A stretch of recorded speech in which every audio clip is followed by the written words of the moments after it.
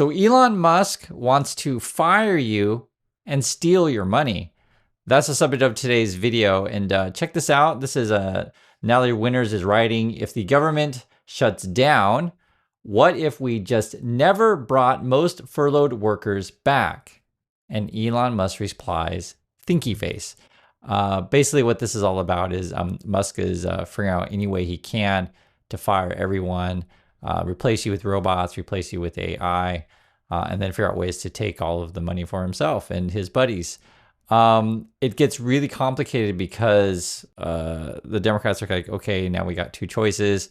Do we keep the government open to keep people working, essentially, or do we, fight the bill that the Republicans are trying to pass, talking about the budget? And then if we fight it, the government shuts down, and then Musk has an excuse then to fire everyone. What will happen is that the government workers would be classified as being either essential or non-essential, because there's some systems, even if the government shuts down, you got to keep people working, maybe unpaid, and then ultimately reopen again. And then you just don't invite workers back. Both are disastrous, and there's a fight right now in the Democratic Party between young Democrats and the older ones. I'll just say this.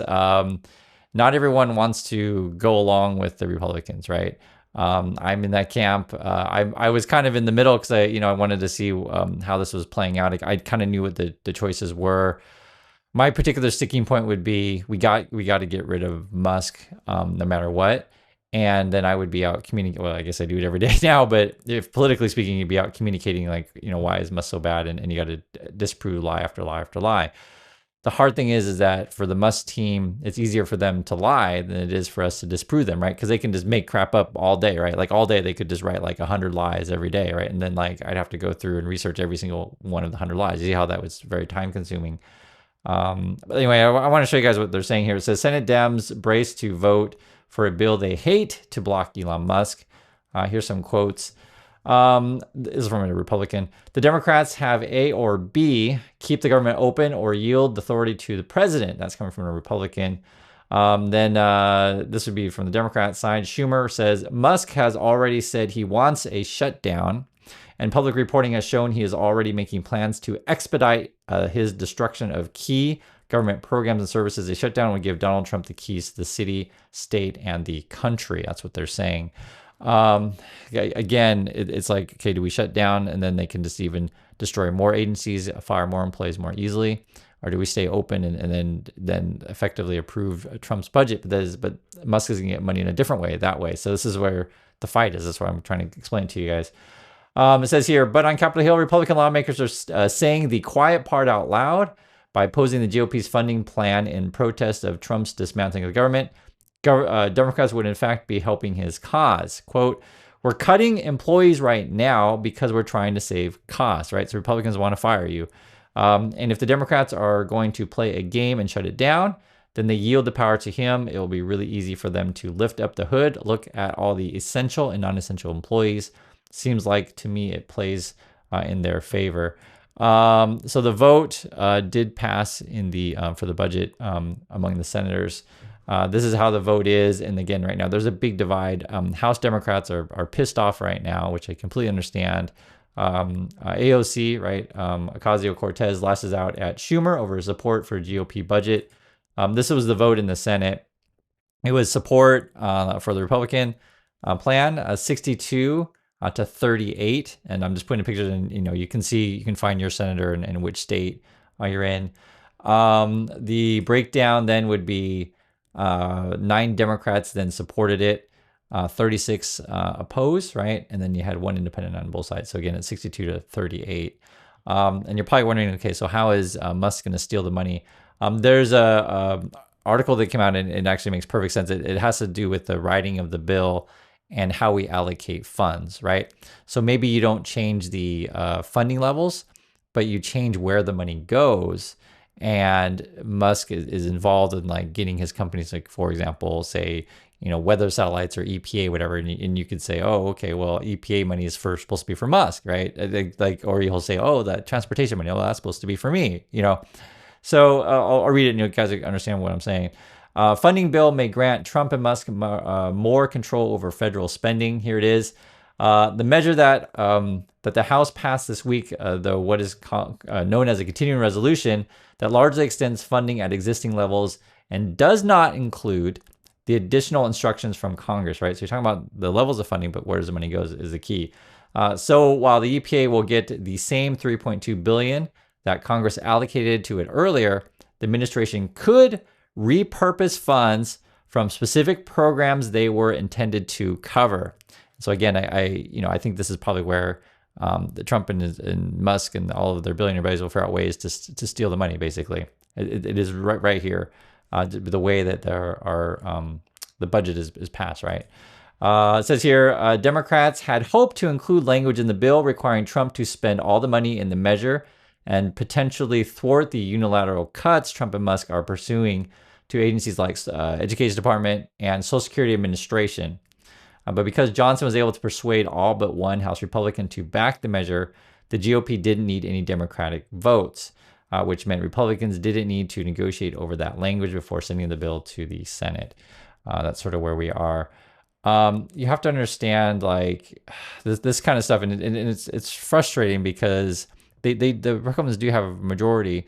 Honestly, I'm really pissed off. I'm staying calm because, like, you guys like to watch my channel because I do stay calm, but I just think there's just too much power in Musk's hands. I understand that there wasn't great options here because, like, what they're talking about is cutting money, but then they're talking about adding money to the military. So, for example, I'll read what it says, just so you can clear.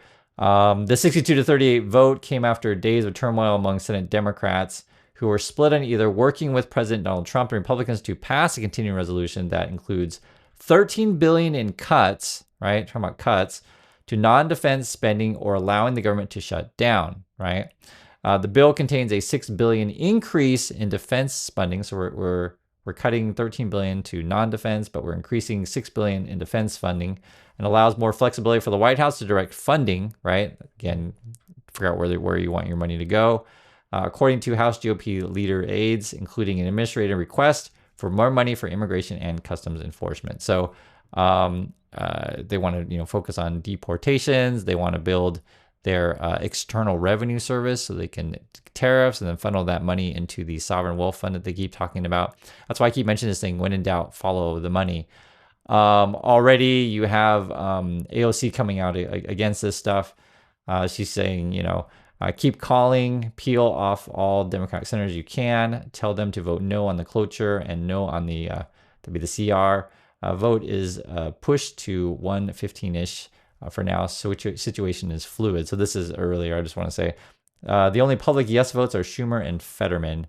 I need 7 or 8 total. So before, she's trying to get people to rally against. She also said earlier as well, actually here, the far-right Republican funding bill will unleash havoc on everyday Americans, giving Donald Trump and Elon Musk even more power to continue to dismantle, I think, the federal government. So that was coming from Hakeem Jeffries of New York in joint statement. Then we also have this. Schumer has been in politics for a long time, and I would hope that this is his final term. He opens it up for someone new. That's from Jabari Bridgeport of New York, right? We're looking at people are like calling for someone different, and the talk would be, would AOC run for Senate? AOC says, I believe that's a tremendous mistake. That's referring to support for the Republicans there and their CR bill. And she had specific criticism of the legislation itself. Quote, this turns the federal government into a slush fund for Donald Trump and Elon Musk. It sacrifices congressional authority, and it is deeply partisan.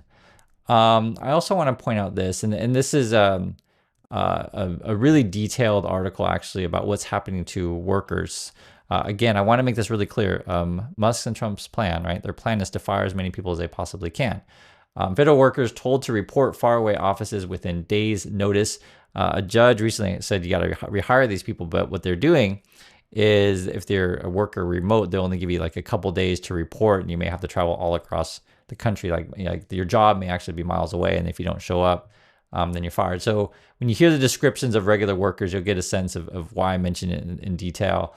For example, an employee of the Department of Health and Human Services got her instructions Wednesday in an email. The subject line was, quote, return to in-person work, guidance for March 17, 2025, so just a couple of days from now. The employee who lives in Southwest has been working remotely since she started her job in 2023, so she's been doing this a couple of years. Scrolled through the email. It listed her name followed by her return date. It designated her assigned floor and workspace and included the address of the building she was to report to. It was in the suburbs of Washington, D.C. She had 5 days to relocate across the country. And you actually have a bunch of these kind of stories, right? Just imagine you live in Arizona or something like that. You get this email, you got to come to work in a couple of days, and you got to figure out how that's going to work. And then you got Elon Musk tweeting out this kind of stuff nonstop. He hates judges, stuff like that. So he literally tweets out fake stories. This Babylon Bee thing, this is like a fake. It's kind of like the Onion in a way, like a conservative Onion is the best way to describe it. But it's not exactly the Onion because it's I'll just say this, it's just a fake news publication. Elon Musk though, seriously, this is essentially what's happening, right? And then talking about federal judges, etc. He Musk tweets out constantly that he hates federal judges, etc. And then on top of that, because judges are like, hey, you guys are doing stuff that's illegal and unconstitutional, right? And Musk wants to do illegal and unconstitutional things, so of course he hates judges. You have Musk tweeting out. I just want to show you guys what Musk has said on a daily basis. Musk tweets out, oh, so much fake news, right? Spells it GNUS. And basically the Dissent guy, I think this is Treasury, he's just like, oh yeah, well, I heard about all this fake news stuff, and then now when I started working with Trump and Musk, I realized, wow, I have to side with Trump and Musk. That's basically what it boils down to. And then essentially, if you tell anyone sort of what they're saying, if you call out their lies, they just say you're fake news. And that's why, like, when you go through these, I just want you to just hear regular people's experiences with this stuff. You'll understand the importance of it, right? For example, this is from Washington Post. All around the United States, federal workers are being informed that they must report to the office to comply with President Trump's January directive for all government employees to work on site full time.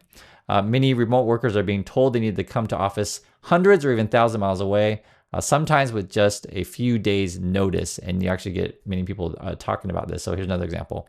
The email off mad schedule for one employee, a military veteran with nearly 20 years of federal service who, like other federal workers in the story, spoke on condition and anonymity for fear of retaliation, right? You're worried, just afraid to speak out because they may just can you. That's because remember, you're under threat all the time by Musk. They tell me 5 things, email, or the changing policies. You may get multiple emails, or they give you an email to contact you, and then you contact it and you don't get any response. You're like, what am I supposed to do? Where am I supposed to go? This kind of stuff. It's chaos, and it's really, really stressful for a lot of federal workers. I understand. That's why I'm going through this with you guys. Minutes after opening the directive, the employee and his wife began frantically trying to line up childcare during their kids' spring break next week, canceling plans and begging friends to help. Meanwhile, the employee began gaming out his new commute, which he expects will take an hour and 45 minutes away, right? These are just regular people. And they could be your friends, it could be your family. And also, actually, I want to make this clear. It was just yesterday, my wife was actually talking to her mom. I didn't know this, but I guess we know someone who works at the VA, and they've been pushed out. And there was a particular office that they were saying it was like something like, I don't know the exact number, it was something like 200 workers are there, and they pushed out like 150 kind of thing, like really a lot. And it was crazy. And also, you may not know this, actually my wife's sister is a reporter for Voice of America, the VOA. So I have a connection there. I have my wife's uncle. He's actually a security guard on a military base here in Korea, a U.S. military base. I don't know how to call him security guard. Because the uncle's retired, and I don't know how you call it. It's like a guy who sits in a booth and checks people's IDs. I guess you could call that security guard. But it's I'll just say this, I don't like tell you about workers because I have a conflict of interest and I just have to promote workers. It's like I just care about regular people, and we're all connected. I hope you understand what I'm saying. And I didn't even know about our. We had to know someone in the VA, but too at home. Like I give you an example. I just saw the story where Johns Hopkins is laying off like 2,000 people, and someone wrote in our community it's like it affected their granddaughter. I'm just saying like all this stuff it affects regular Americans, and the billionaires are just laughing and looking to steal your money effectively, because they want to do their stupid projects to Mars and stuff.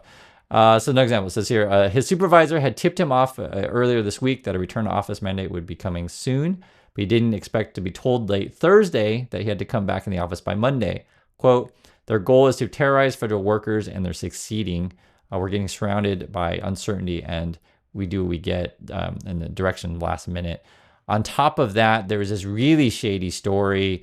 I'll read the headline and understand it. The DOGE staffer broke Treasury rules in transmitting personal data. It's very detailed. Basically, there's one of the guys, I guess he resigned and then came back, which I didn't know he came back. There was the one who wrote the racist post on social media, and you can see some of the stuff from Department of Justice and otherwise. But basically, they were transmitting data you're not supposed to be transmitting, right?